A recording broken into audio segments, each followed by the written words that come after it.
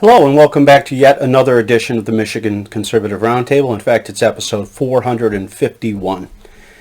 Today I'm going to talk about Joe Biden's proclamation that you're better off than you were last year at this time, or under Trump.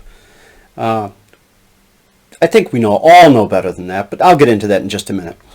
Some business to take care of. I'd like you all to go check out lobbyfriends.com.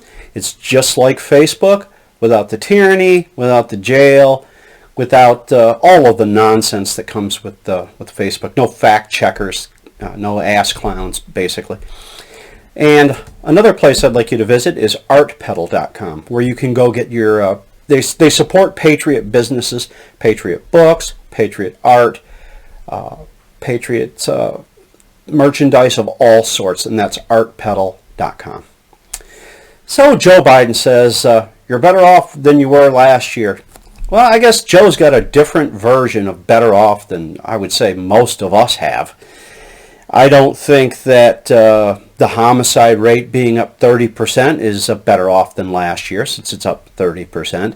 That means every American is less safe than they were. Despite all the proclamations about being safe, you're clearly less safe.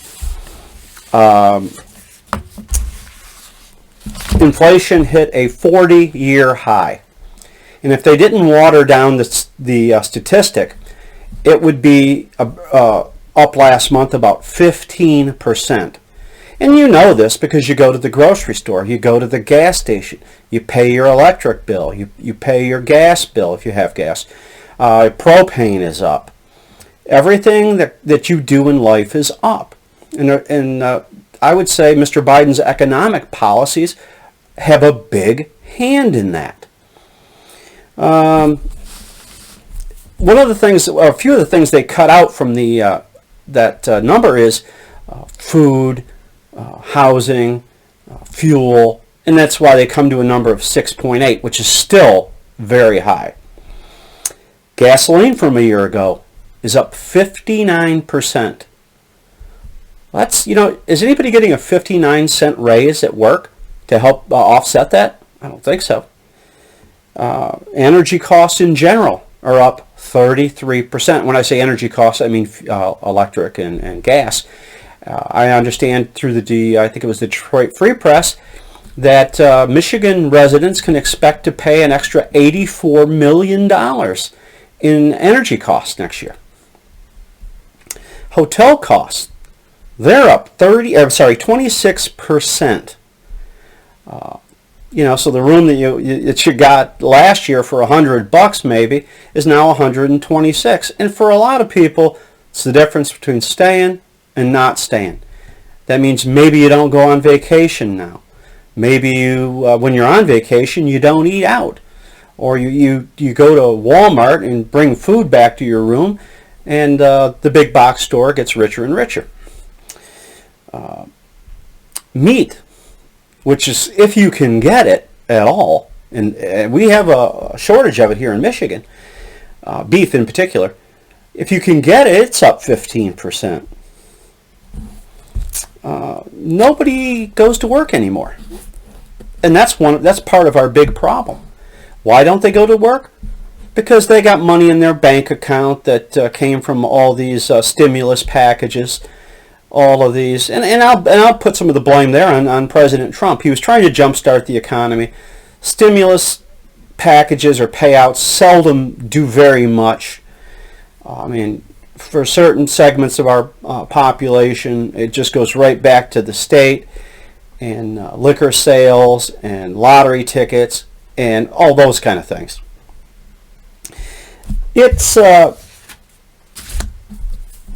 It's disgusting when I go to, and I saw this the other day. There's a person locally here, young guy, nice kid, all kinds of piercings, all kinds of tattoos. He's got to weigh 300-400 pounds, and I see him go into to a local store here, and he's in front of me. We say hello to each other. And he buys Monster energy drinks and 2 or 3 other kind I didn't even know. And he pulls out his bridge card. Well, that's an EBT card or a food stamp card here in Michigan. It's called the bridge card. And he pays for it. He buys junk with the bridge card. He can do that kind of thing, but then perhaps, and I'm not going to say this about him particularly, then he misses work 2 days a week. It's always been my philosophy that those that don't work are those who shouldn't eat. Well, people are eating when they're not working. In fact, they're not only eating, they got $1,000 cell phone, so on and so forth. And the Democrats only want to enable this kind of thing because they want you dependent on them. They want you to come to them for everything.